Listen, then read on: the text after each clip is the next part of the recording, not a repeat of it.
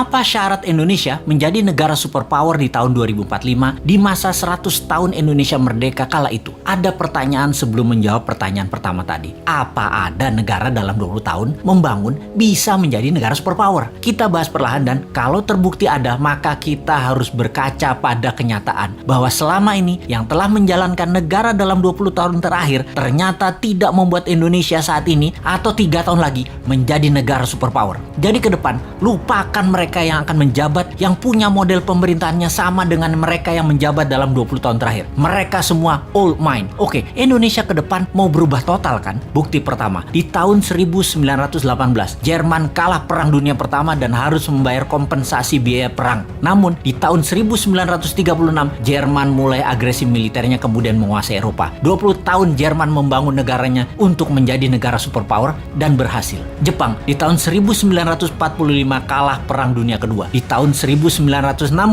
Olimpiade modern pertama di dunia diadakan di Tokyo. Dunia terkejut dengan kemajuan teknologi dan ekonomi Jepang hanya dalam 20 tahun. Itu bukti kedua. Tiananmen 1989, Tiongkok tumpah darah. Investor barat hengkang dari Tiongkok. Tiongkok di bawah Deng Xiaoping melawan dunia termasuk mengatakan Gorbachev goblok, dan sejak saat itu mereka menjalankan sistem moneter sendiri hingga di tahun 2008 Olimpiade Beijing. Dunia tersentak. Tiongkok menjadi negara sangat kaya hanya dalam 20 tahun. Ketiga itu terjadi dalam kurun waktu 20 tahunan membangun negaranya. Atau kalau kita mau tambah lagi termasuk bagaimana membangun Dubai, city country tersebut menjadi negara makmur hanya dalam 20 tahun. Kembali ke Indonesia. Bagaimana kita melihat Indonesia dalam 20 tahun terakhir? Siapa saja pemimpinnya? Apakah mau lagi dengan mereka-mereka dan orang-orang yang sepemahaman dengan mereka? Kita detailkan. Selama 20 tahun terakhir siapa yang menjabat? Mereka adalah 3 tahun Ibu Mega, 10 tahun Pak SBY, dan 7 tahun ini Pak Jokowi. Apakah dalam 20 tahun ini Indonesia seperti Jerman setelah Perang Dunia Pertama menjadi negara superpower? Apakah Indonesia menjadi negara maju modern seperti Jepang setelah Perang Dunia Kedua? Dan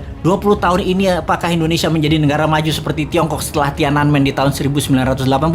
Maka jawabannya adalah belum atau tidak tercapai sama sekali. Jauh dari cita-cita negara modern ala Jepang, negara kaya ala Tiongkok, negara superpower ala Jerman. Apa masalahnya? Karena memang tidak punya konsep bernegara yang mumpuni, yang terorganisir dalam jangka panjang dan kuat strategi bernegaranya baik di dalam dan di luar negeri. Kita tanya lagi, calon kandidat 2024 nanti, siapa yang punya konsep bernegara yang akan membuat Indonesia berdiri di atas kaki sendiri? Atau kita lihat lebih dalam, jangan-jangan kandidat yang ada hanya memirror 3 kandidat terakhir bernegaranya. Apakah sahabat mau ke depan dijalankan pakai cara deket-deket dengan model bernegara 3 presiden terakhir? Rasanya dapat dipastikan Indonesia akan stagnan jalan di tempat. Kita bukan menyalahkan 3 presiden terakhir tersebut, namun mereka sudah menjalankan negara menjadi seperti saat ini dan tetap utuh. Itu hebat. Namun ke depan kita ingin lebih berdaulat lagi, bukan? Beranikah bangsa Indonesia melakukan sesuatu yang baru, yaitu pilih yang bukan mirip-mirip rejim 3 presiden terakhir? Adakah kandidatnya?